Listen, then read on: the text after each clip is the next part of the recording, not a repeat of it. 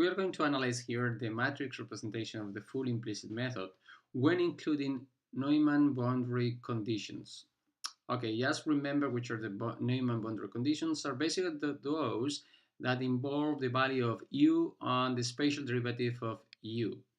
So this is not just the case of the Dirichlet boundary conditions, which were in principle much easier because they basically just involves the value of the u function at the boundaries. Here we have that these boundary conditions are more general and they involve the connection between the u function and the spatial derivative of the u function. And here we're going to consider a particular case of these Neumann boundary conditions. And these are the following. So on the left boundary, in the left border, we have, for example, these are just arbitrary boundary conditions that we have considered in order to analyze a particular case of Neumann boundary conditions. Okay, we have, for example, on the left, that the partial derivative of u with respect to x, it's equal to the u function. And on the right, we do have, on the other end, we have the partial derivative of u with respect to x, it's equal to minus u function. Okay, so in order to treat them properly, what we have to do is we have to make a finite difference representation of these boundary conditions. And for that, we are going to make the easiest representation. We are going to take forward differences in order to have a finite difference representation for the partial derivative of u with respect to x here. And for that, we are going to make a simplest Taylor expansion. We are going to make a linear Taylor expansion. And doing that, we have that the partial derivative of u with respect to x, you can write it in this way, which basically involves these two values of u, the one on the left. So they have this the boundary and the next point on the x-axis, both evaluated at any time, of course, because this condition is satisfied at any time, and then it's equal to the value of the u function on the boundary. Okay, this is what we have, and from here, for example, what we can do is we can clear the expression for the u function on the boundary corresponding to the index on the space 0. So the value of the boundary is connected to the value of the u function at the next space and the next space step, and in this way. Okay, that's the connection between the two values. And that's what we did actually. That's what we're doing in order to analyze this boundary condition on the left, and we have to do the same in order to analyze the boundary conditions on the other boundary. Okay, this is the one we have. Again, we are doing a forward difference using the same kind of same kind of finite difference representation, obtained in the same way, linear expansion on the x-axis. And you just clear from this linear expansion, clear the expression for the partial derivative of u with respect to x, and you can easily get that expression again. And from here, the aim will be just have an expression for the u function evaluated, in this case on the other side, on the other boundary, the one corresponding to the index on the space and x. And that's actually connected in this case to the previous value of the u function, and that equality it holds to on any time. So as you can see here, when considering these Neumann boundary conditions, we don't have that the u function evaluated both at 0 and on the other side at index and x. They don't have a particular value, but that's connected in this case to the next to the u value at the next space step, and on the other side you have that's connected to the u value at the previous space step, and you have to plug and use that information in order to get our aim.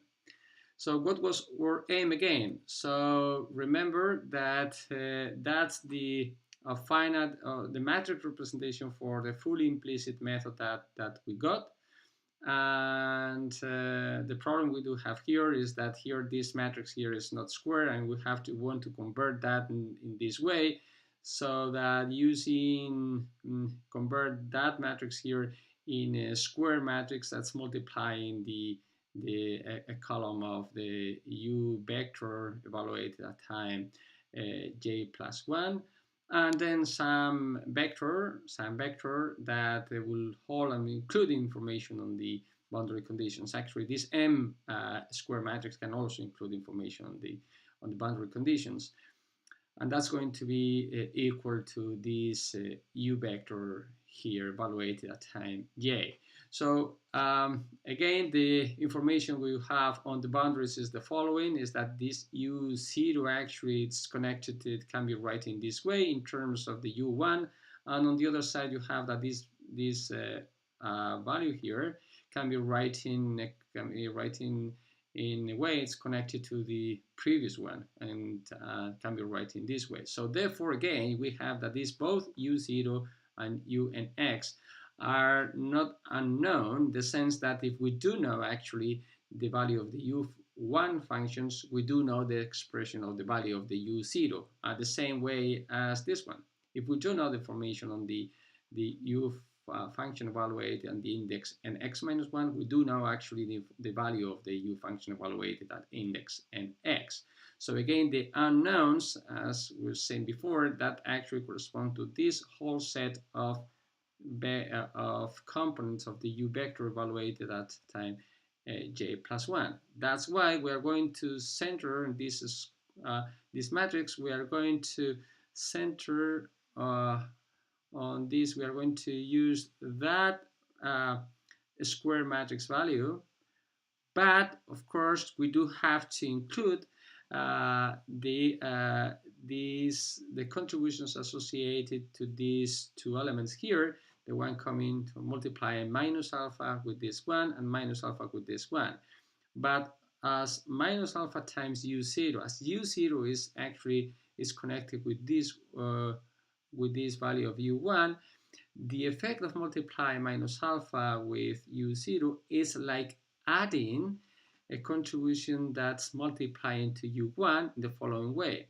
In this way, we have that this square matrix, we have that 1 plus 2 alpha is multiplying to u1. So in order to include the effect of multiplying minus alpha with u0, we have to add here this, change this square the first component, this square matrix, to this other one, 1 plus 2 alpha minus alpha over 1 plus delta x, because we have that when we multiply minus alpha times u0, and as u0 can be written in this way as u1 over 1 plus delta x, we have that u1 is going to multiply by minus alpha over 1 plus delta x. So besides this component that we do have before in the square matrix, we have to add this other component in order to include the contribution associated to the product of this one, these two ones. And the same with this one, actually.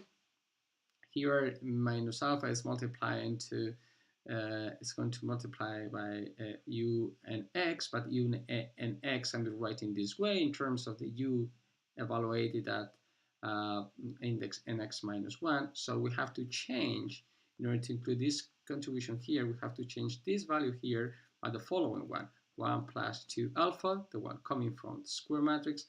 Then we have minus alpha over 1 plus delta x. So that's actually the strategy that we're going to do. And doing so, the transformation, it's going to be quite straightforward, and that's the one.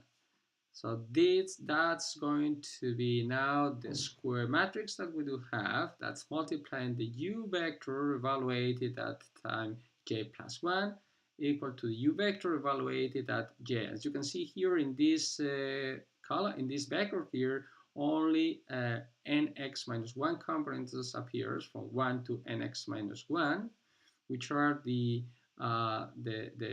those that are unknown as the u0 and u evaluated at nx, they both can be obtained if we do know the information u1 and unx minus 1 using the boundary conditions. And as you can see here, we are adding actually that contribution here and this contribution here in the square matrix, the one coming from multiplying the previous matrix minus alpha times u0 and minus alpha times unx. So these are now the representation that includes the Neumann, the particular case of the Neumann boundary condition. And as you can see here, this matrix now is a square matrix, dimensions nx minus 1. And so this equation here can be easily inverted in order to get to clear the expression for the u evaluated at time j plus 1. And that's what we do have here.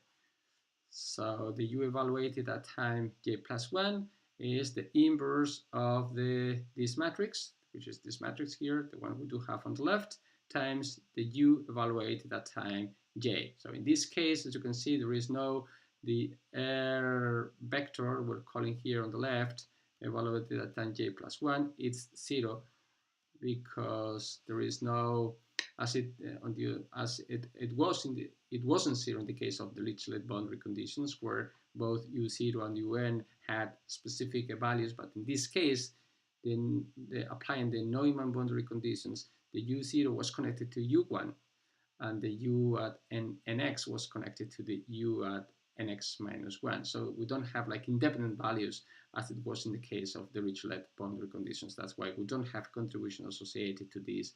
We're calling this R column. So we got our aim, also in the case of including Neumann boundary conditions. And as you can see, it can be easily implemented in order to get the u values on the next time step once we do know the u values at the previous time step.